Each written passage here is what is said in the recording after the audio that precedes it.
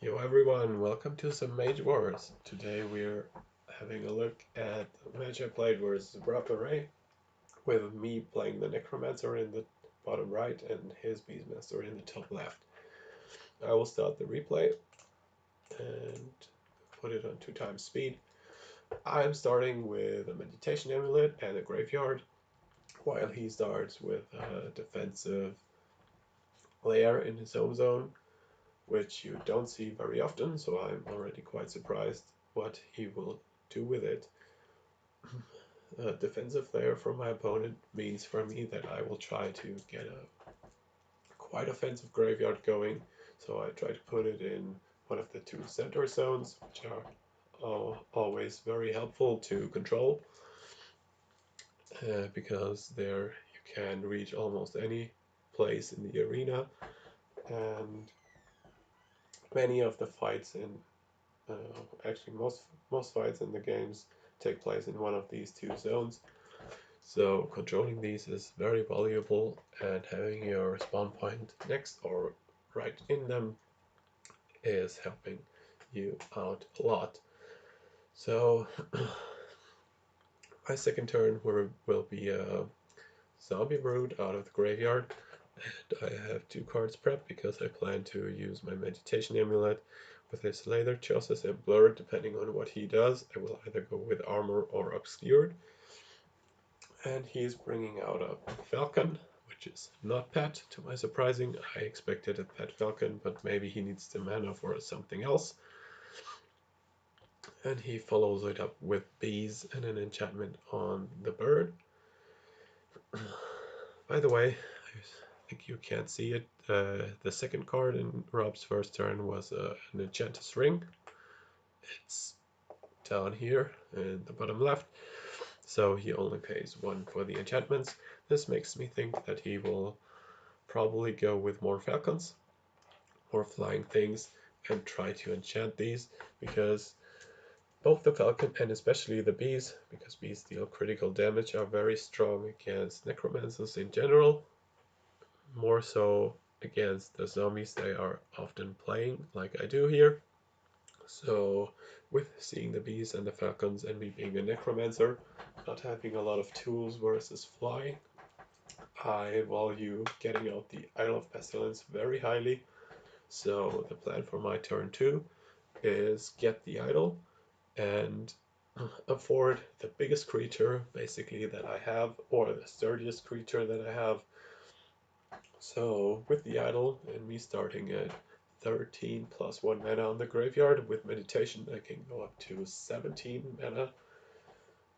I need 9 mana for the Idol of Pestilence, that leaves me with 8 mana. And with 8 mana left for a creature, and I spend 7 out of these 8 mana points that I have in my pool for a zombie minion, while his lair is doing nothing. Very surprising, actually. Usually if you cast a spawn point, you want to use it as often as possible. The beast double move forward, not very surprising. They want to get towards my zombies very quickly because they do critical damage, and 4 dice critical damage is very strong.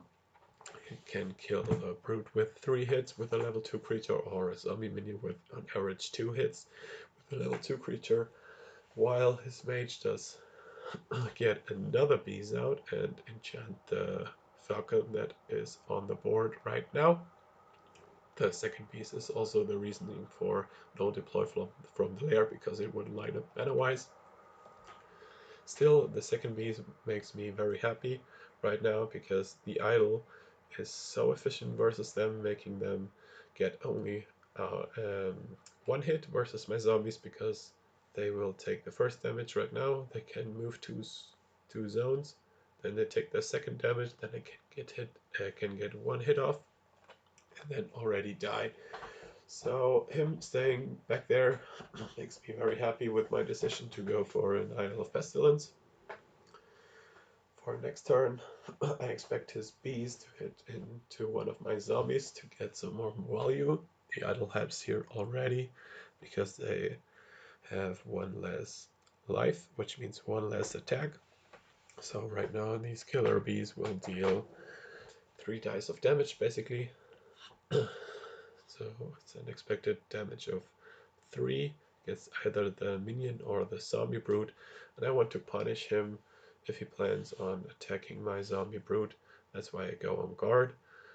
I know that the bees are elusive and can hit anything. The guard here is really just to to make it harder for him to focus down my eternal servant. So since we're past upkeep, the idle ticks. It's automated on Octagon and gets me already some 4 damage in its first use, which is quite nice. Oftentimes, value starts getting good value when your opponent has 2 other living creatures out besides his mage. The 3rd other creature and now the 4th from the lair is already a bonus, so it's getting a really high value in this game, the lair. And I kind of expect his creatures to try and go for the lair because in the long run it will hurt him a lot. Still, I just pump out big creatures turn after turn. The plan is to go for another brute and meditate once again. The bees, surprisingly for me, do not go for one of my zombies, but go here double move down to the bottom, expecting to land a hit versus the Idol of Pestilence next turn. So this is where we do one mistake in this game. He teleports the Falcon 2 spaces, which makes the target zone be in a distance of in total 3 zones from the mage, which is not possible. The target zone of a teleport spell must always be in range 2 of the casting mage. So he should have moved 1 to the right. It would not have affected the game too much in the long term, I suppose, because he could just have moved back next turn anyways. Still, it is a mistake and I would like to point it out. I sadly only recognized that after the match. So, nevertheless, the Falcon now moves 2, reveals Lion Savagery, and hits the idol for 4 dice of damage, piercing 1, dealing only 3 damage, so that's slightly below average. My zombie is slowly approaching. He's resilient, so he can only take 1 move action per turn.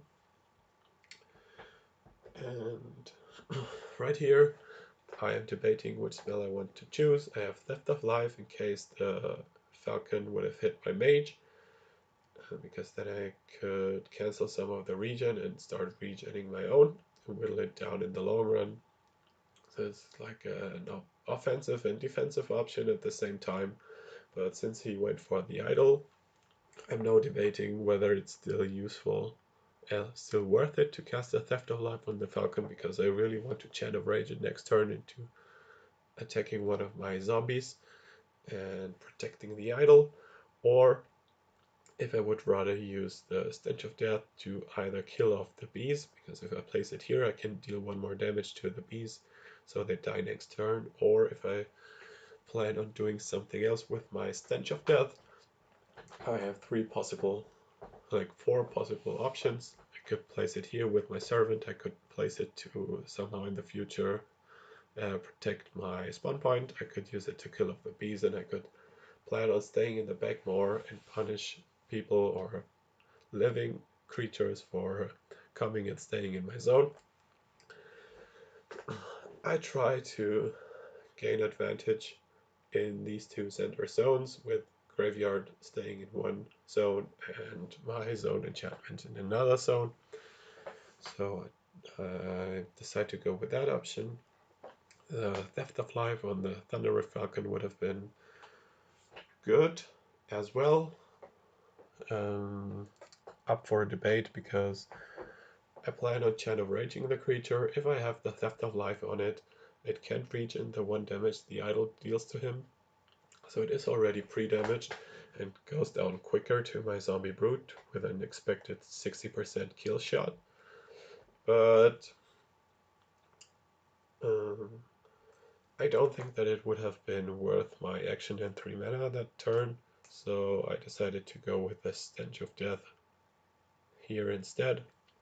Could be anything, it could be a Hellfire Trap, which is also, I think it's rolling 4 or 5 dice even, so it's quite potent against flyers, or it's actually a good spell in general. I think it also has a quite good burn chance, so it's also like another question mark, another thing to worry about for my opponent, so I figured this would help me out in the long term more than a short term kill on the Falcon, because the plan is to mainly just distract it and force it to attack somewhere else anyway. I don't really value killing this Falcon off too much. Just annoying, and it's posing a threat to my idol, which I want to keep to kill the bees and get some damage and maybe force him to spend more actions on putting some regrowth effects on his creatures. Right now we see Rob enchanting his mage with some defense, because right now he's still quite naked and my zombies are slowly approaching. Here we see my zombie guarding in my zone. I plan to Chant of Rage the bird against the zombie in my zone. I could have, of course, also stayed with him in the graveyard zone, but I figured that this would make it easier for my opponent to interfere somehow with the Chant of Rage. And I thought that by staying closer to the zones here in the back, that I would get more value out of my Chant of Rage and possibly kill the Falcon. So this is why I moved the Zombie Brute back here. Also, there is an option for Falcons to go for the idol even more. And if the zombie is back here, he can try and guard here and there for the idol. The bees are attacking the idol, dealing 2 damage with 2 dice. And now we see the Falcon hitting into the Zombie Brute. He deals 2 or 3 damage, if I recall correctly, or else 5 dice. Getting 2 points of damage, and he will reroll 1 die because of the Mod Wars rule change, which allows him to reroll as many dice as he has piercing on his attack. My Brute retaliates, dealing 2 damage, which is not a problem for me at all. It's just getting some damage on the bird. The plan was to not kill it this turn anyway, because that would have been very unlikely. It has 7 health right now. And here in the chat, you can follow the conversation I had with Rob during the match. We made sure that he doesn't miss the reroll potential from his piercing attack. And his bees do also advance towards the idol, while my zombies slowly crawl towards his Beastmaster. Right here I realized that I still can pass an action, so I take back the move with my Zombie Brute, and he couldn't have done anything that would have mattered that turn anyways, so Rob was fine with it, and now my Brute just stays in guards while his bird double moves down towards the idol, presumably. At least this is what I think right here. And we're already set with this round and going into turn 6. This is the round where the two bees die already from the idol, and if I recall correctly, this takes some planning this turn, so I'll put it on ×5 and on ×2 later again. And since he right now has 3 falcons out, because the 2 bees are dead already, like they die in upkeep right now, I get 2 mana on the graveyard, so he starts with 3 mana on it. I have... okay, he has 4 Falcons out, but this one is probably going to die this turn. So it's basically his 3 levels of creatures versus my 11. 3 brutes and 1 zombie minion.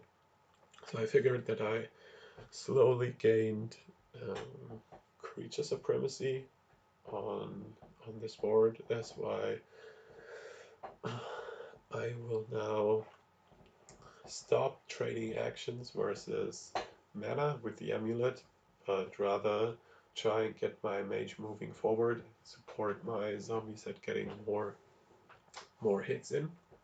So using the dice that I brought on board, and for that I chose regrowth and blur. Blur is a more defensive option if he somehow switches tactics and tries to go for my mage, and regrowth is also another defensive option. I value getting armor and regeneration out early on quite a bit because it just makes your mage an unattractive target, and yes, it's good to get out armor and or regen, preferably both early on in the game.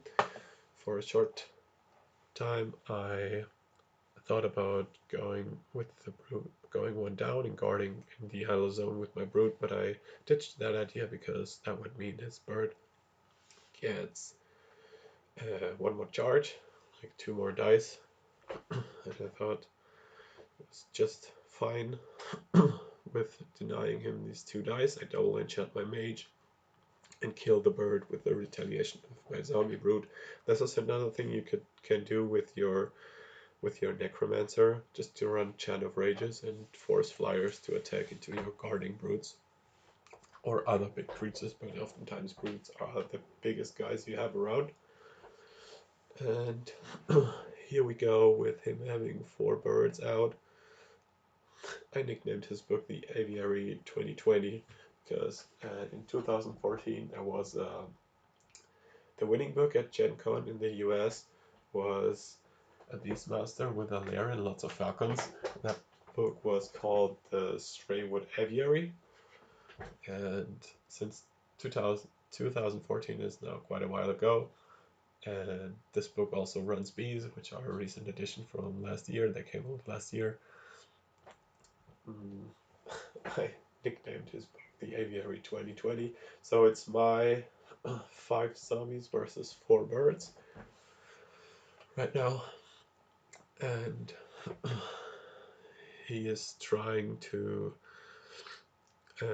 get my idol or the brute, so he pushed bird 1 zone forward to rush in and knock off the guard token from my brute, while the second bird comes in and hits my brute, and I should put it back to ×2 because I already forgot.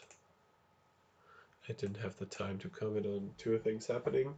My mage came 1 forward and popped his nullify with a mage bane, and now I go in with my zombies, with the first zombie minion dealing 6 points of damage with only 4 dice, which is a very good roll for me. And now here goes the brute, hitting for 6 dice, dealing 5 damage. And in the meantime, his falcon moved 2 towards my idol, and we also see a punch against the zombie minion for his Beastmaster. I suppose he had his card that cost more than 2, because he didn't expect me to pop his nullify, because it forces him to pay 2 more mana, and since he has no protective enchantment on him right now, and has already moved his mage, I can now safely go with the teleport him into my zone of death, and the plan is to double hit him with 2 zombies here. Shagosora hits him for 5 dice, dealing 6. So the Beastmaster is already at 21 points of damage. We are targeting thinking about the card, which is not a mandatory reveal, it's optional reveal. I reveal it anyways, because it's probably the only turn, or at least it's the first turn where I get value, so I get value while I can. To protect this mage, he goes in with the Thunder Rift Falcon and guards. So my Brood will just go ahead and hit him, dealing 3 dice, getting hit back for 1, if I remember correctly. And then we're already set and can start the next round, which is turn 8, I'm sorry. So for the next turn we will further press our advantage and try to get more creatures or more zombies to hit the Beastmaster. At this point, of course, my zombie down here has already 9 points of damage on him. He's basically clinically dead. The idol has 5 damage, so it still needs a few hits until it dies, but even if it gets hit, that won't help him protecting his Beastmaster much. So I'm all for it, and he can do that. If he wants to, we will just try to hit the mage, and for some style points, I admit it, I get my favorite creature out for the Necromancer from the graveyard, because actually this is a creature you can cast with the graveyard, but not with the Libro, with the book. The Grey Wraith is awesome. He can teleport through walls, he can deal weak tokens, which is a poison condition, and allows my Beastmaster to use his Plague Master ability. Allows my Necromancer to use his Plague Master ability, of course. And overall, I just like him. Unfortunately, he dies to ethereal attacks quite quickly, especially to the pillar. But oftentimes the pillar gets already played versus your zombies rather early, not in this game. But after the pillar, he is especially annoying to kill oftentimes. Unless you're playing Holy, then you should watch out, because those guys have a lot of ethereal attacks. And in this round we will see another Falcon from the lair. I think this is in total the 6th Falcon that we see hitting the board. And Rob goes ahead and enchants his Beastmaster one more time in the first quick cast, to then proceed moving up and teleporting 1 to the right. I suppose that he only has 1 teleport in the book, because here a teleport 2 spaces to the right would have been better, but I just thought that he only had 1 left right here. My mage goes ahead with another Mage Bane. I always try to get popping like a nullified check spell first when I'm going with my few movement spells, because for spellbook building process for me, curses are easier or cheaper to afford than movement spells. Movement spells being pushes and teleports. And his Falcon goes ahead and kills my zombie brute. I get 3 mana for that on my graveyard. And here we go with a force push on the Beastmaster. 1 to the left, allowing all my 4 zombies to be able and hit him. First off, I will start with the zombie brute with my servant, and he's doing me a big favor here, hitting for a massive amount of 10 damage with only 6 dice. Then we see a Hail Mary kind of play, protective Falcon, and that one gets killed by my zombie minion. 4 attack dice, dealing 4 damage, enough to kill the Falcon. And now we have his Beastmaster without protection, and I have 2 more zombies left. The Falcon will try its best and attack the idol for 3 points of damage. And now it's up to my Sora to get his first kill in this game, taking the Beastmaster with 5 dice, dealing enough. So this ends this game. GG to Rob, thank you for the game. Please leave some comments down below, either in YouTube directly, or you can also send them to me on Discord. If you like this one, if you have some improvements for me, because of course this is the first time, this is a project of me, I'm doing this out of fun, but I will try to do my very best to improve and deliver better and better videos. So thank you for watching, stay hydrated.